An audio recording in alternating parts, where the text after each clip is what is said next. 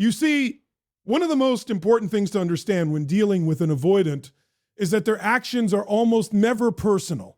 It's not about you. It's about the architecture of their ego and how they've built walls around themselves. Avoidants are experts at creating distance, emotionally, physically, sometimes even intellectually, because their survival mechanism has told them that closeness equals vulnerability. And in their world, vulnerability equals weakness. So when someone like you, someone who has self-respect and a strong sense of inner worth, interacts with them, it challenges everything they've constructed about themselves. Suddenly, the rules they have relied on to feel safe are being rewritten, and that can be unsettling, even triggering. What we often fail to see is that the avoidance behavior isn't random. It's patterned, consistent, and often ego-driven. They use distancing, deflection, or even subtle manipulations as a way to maintain control over their emotional landscape. If you try to push them to connect, they withdraw. If you mirror them, they may feel exposed or judged. And when they sense your confidence, your self-respect, it can feel like a threat to the delicate structure they've built to avoid pain. The ego, in this sense, is not merely pride. It's a defense mechanism, a fortress. And when someone enters that space without fear, without compromise, it's a mirror reflecting everything they've avoided seeing about themselves. Here's the subtle truth. The avoidant reacts less to what you do and more to the energy you bring. If your energy communicates insecurity, neediness, or dependence, they may engage just enough to maintain their sense of control.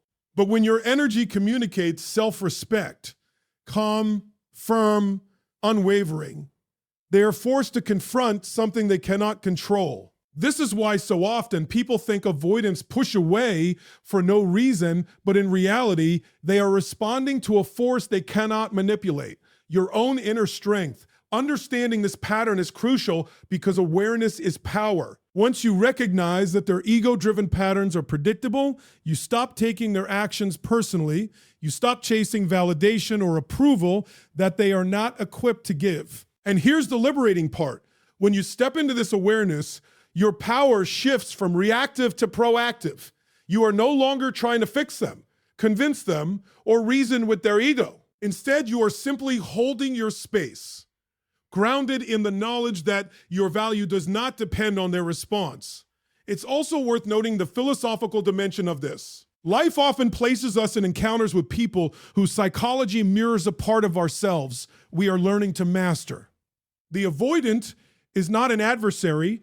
They are a reflection, an opportunity to deepen your understanding of human behavior, to cultivate patience, discernment, and most importantly, unwavering self-respect. Every moment they test your boundaries, every moment they attempt to pull at your confidence is a lesson in the power of standing firm without bitterness. So as you navigate this dynamic, remember this. Recognizing the avoidance ego-driven patterns is not about labeling, blaming, or seeking revenge. It's about seeing clearly, understanding profoundly, and responding with integrity. When you can do that, you disarm their attempts at manipulation, not through conflict, but through presence. Your strength becomes undeniable, not because you fight, but because you embody a truth they cannot touch, that self-respect is invincible. And here's the closing thought I want you to carry with you. Your self-respect is not negotiable. It is the quiet force that no ego can overpower, the unshakable foundation that no avoidance can erode. Stand there, unwavering, and the world, including the most avoidant souls, will have no choice but to acknowledge the power of someone who refuses to compromise their own worth.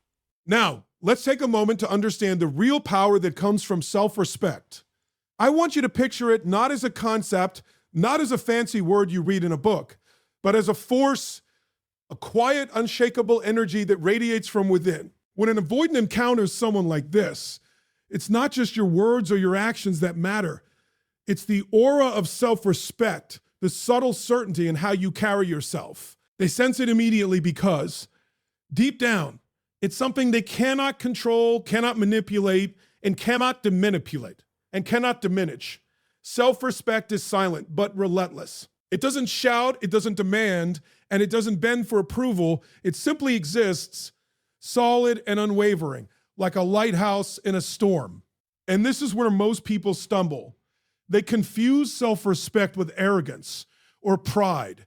They think being firm or setting boundaries will provoke conflict. But true self-respect is not a weapon. It's a mirror. It reflects back to the avoidant their own behaviors, their own defenses, without the need for confrontation. They may react, yes, but their reaction is a projection of their insecurities, not a reflection of your worth. Think about it this way. When you interact with someone whose patterns are driven by avoidance and ego, any sign of uncertainty or dependence is like a lever they can pull to gain control. But when your energy communicates self-respect, you remove that lever entirely. You are no longer a participant in their game of emotional chess. You are playing your own game, one defined by integrity, clarity, and the uncompromising recognition of your value. And that is profoundly disarming for them. They cannot manipulate what is immovable. There's also a psychological truth here. Humans at their core respond to energy far more than words. We might think logic or persuasion wins the day, but what truly resonates is the confidence in someone's presence, the calm assurance that says, I know my worth and I will not settle for less. For an avoidant, this is a shock to the system. It's not something they're used to. Most people approach them with fear, with neediness, or with attempts to fix and reason. That approach reinforces their ego-driven patterns. But self-respect, true self-respect, doesn't engage from fear. It engages from certainty. Philosophically, this teaches us something deeper about human interaction. Self-respect is not just a boundary, it's a declaration of personal sovereignty. It says that your inner world, your sense of value, is not contingent upon anyone else's recognition. In a way, it's a spiritual practice as much as a psychological one. It cultivates clarity, discipline, and the understanding that your presence is your power. When an avoidant sees that, they are confronted with a reality. They cannot escape. The reality that someone can exist fully confidently and authentically without needing their approval or validation. And here's the crucial point to remember. Self-respect does not seek to punish, manipulate, or retaliate. It simply commands attention through its presence. You don't have to argue, justify, or explain. Your energy, your posture, your calm, consiste, Nensi, all of this communicates far more than words ever could. You become the embodiment of a principle they cannot easily undermine, that your worth is yours to define, not theirs to negotiate. So carry this with you. Self-respect is the silent revolution. It does not scream. It does not force. It does not react. Yet it is the most powerful force in any interaction with someone whose patterns are ego-driven. Stand firmly in it, live it daily, and you will notice the profound difference, not just in how others see you, but in how you see yourself. Your self-respect is the light that guides every interaction, and no avoidant, no ego can dim it. Now, if self-respect is the inner force, boundaries are the external expression of that force. They are the visible line in the sand that communicates, without words, exactly what is acceptable and what is not. And here's the thing. For someone who is avoidant, boundaries can feel threatening, not because they are wrong or rigid, but because they interrupt the patterns of control they've relied on for so long. They've learned, consciously or unconsciously, that pushing, testing, or withdrawing gives them a sense of power. When you draw a clear line and refuse to cross it, you take that power away, not aggressively, not vindictively, but simply by standing firm. Boundaries are more than rules. They are statements of identity. They say, this is who I am. This is what I will accept. This is the value I hold for myself. And when you communicate boundaries with clarity and calm, something remarkable happens. The avoidant can no longer operate in their usual way. They are forced to confront you as a whole, complete person, not someone they can bend or manipulate. That confrontation can be uncomfortable for them, but it is necessary for your growth. Boundaries are not walls built out of fear. They are bridges built out of respect for yourself and for the relationship you are willing to have or not have. Psychologically, boundaries are also essential because they protect your energy. Every time we allow someone to violate our limits, we teach them and ourselves that our worth is negotiable. Avoidants are sensitive to this, and they often sensitive to this, and they often sense weakness where boundaries are unclear. But when your limits are firm, consistent, and non-negotiable, you shift the dynamic. The conversation changes from can I control or influence them to how do I choose to engage in a way that honors myself. That shift is liberating. It turns interactions from battles into choices, from stress into empowerment.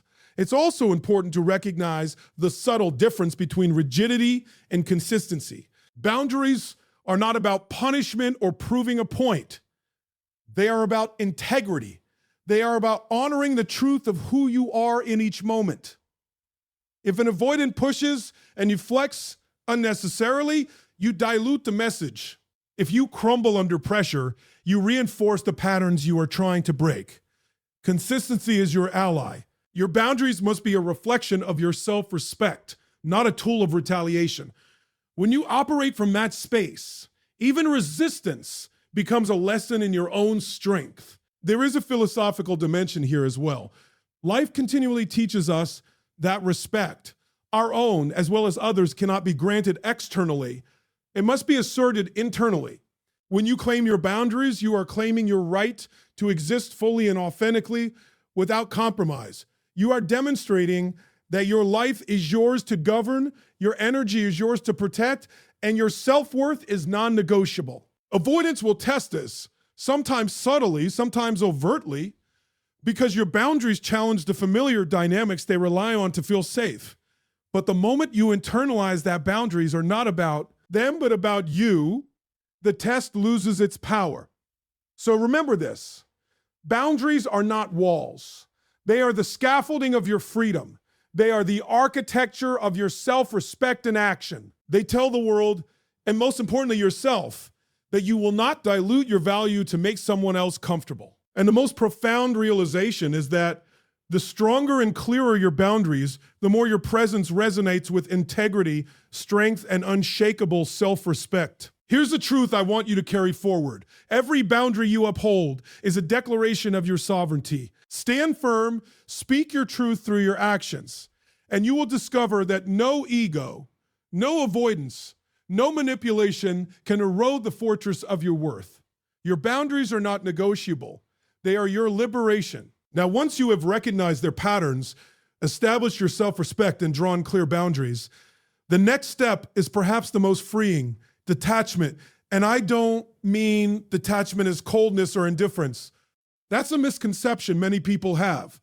Detachment is not about shutting down your heart or pretending you don't care. Detachment is about freeing yourself from the emotional gravity of someone else's ego so that their reactions no longer dictate your inner state. It's about holding your power in full awareness without letting it be stolen by someone else's fears or insecurities. Think about it. An avoidant thrives on emotional tension. They are comfortable with distance, but they are also skilled at pulling people into patterns that keep them invested, worried, or second-guessing themselves. When you are emotionally entangled, reacting, justifying, seeking validation, you become part of the very dynamic that reinforces their avoidance. Detachment interrupts that pattern. It allows you to observe without absorbing, to respond without reacting, to engage without. You losing yourself, detachment is an act of courage. It requires you to sit with the discomfort of not controlling the outcome. You can no longer push, plead, or negotiate the way they engage with you. You are no longer tethered to the hope of changing them. Instead, you are tethered to yourself and to your own growth, which is infinitely more reliable than trying to influence someone who is fundamentally uncomfortable with closeness. This is not resignation.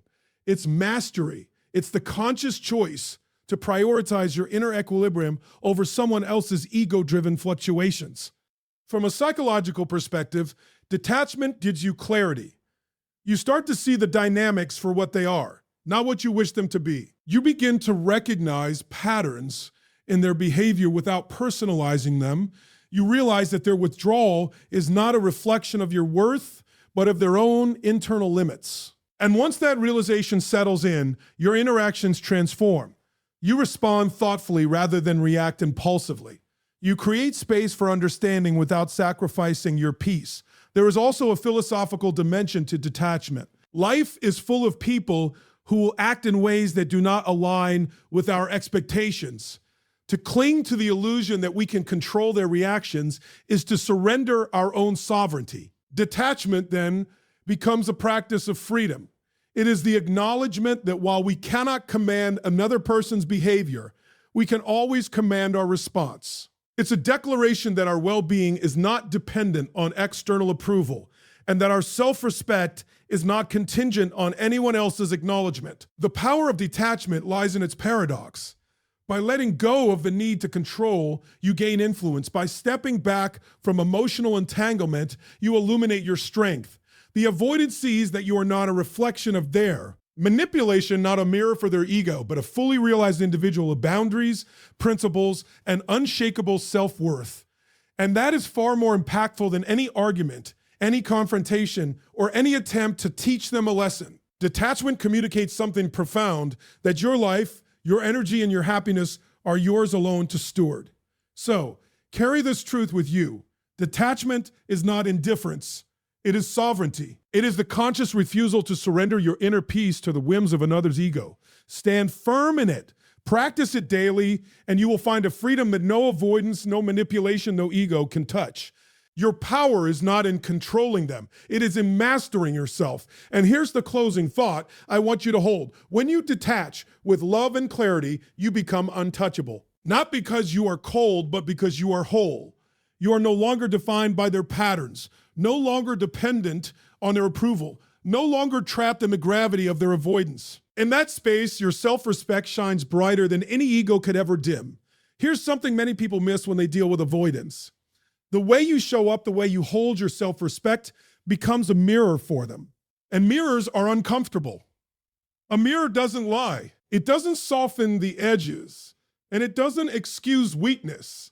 When you are clear, grounded, and unwavering in your worth, you reflect back to an avoidant, not just what they see in you, but what they are avoiding in themselves. They see courage where they fear vulnerability. They see confidence where they feel inadequate. They see emotional presence where they have built walls. And that reflection, though silent, is profoundly destabilizing for them. This is why the concept of the mirror effect is so powerful. Most avoidants spend their lives avoiding reflection because it threatens the elusive. Ions their ego has constructed. They avoid looking too closely at their behaviors, their fears, their patterns, because seeing themselves fully would force accountability. But when they encounter someone who embodies self-respect, who communicates clarity without aggression, they are involuntarily forced to confront truths they have long avoided. This is not a matter of punishment or revenge. It is simply the nature of human psychology. We are affected by the energy we interact with, and your energy rooted in integrity and self-worth is undeniable. Now, here's the subtle beauty in this dynamic. You don't have to do anything extraordinary to trigger this reflection. You don't need to lecture, explain, or manipulate. Simply living authentically, standing firm in your boundaries, and embodying your value is enough. Your presence is the mirror. Your consistency is the message. Your consistency is the message. Your self-respect is the lesson. And the lesson is powerful. It teaches that the world does not revolve around their ego, and that relationships are not about control, but about mutual respect. From a psychological perspective, this mirror effect can be uncomfortable, even triggering for avoidance.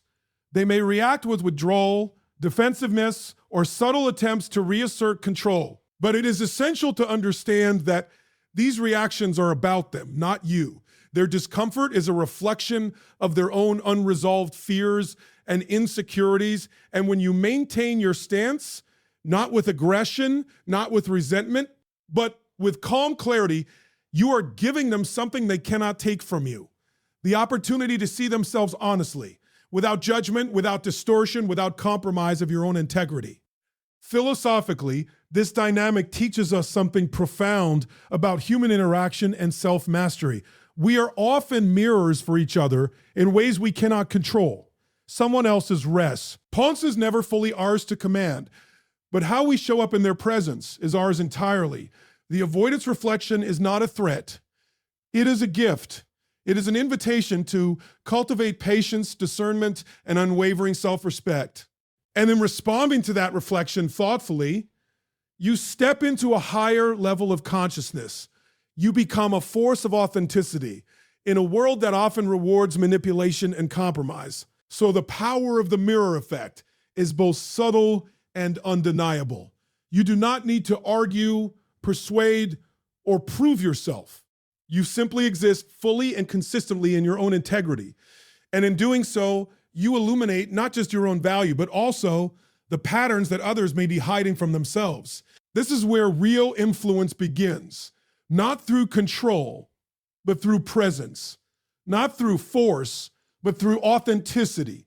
Here's the thought I want you to carry. The mirror you hold up to an avoidant is not for them. It is for you. It is a reflection of the power you possess when you refuse to compromise, when you refuse to bend, when you refuse to bend, when you refuse to diminish your self-worth.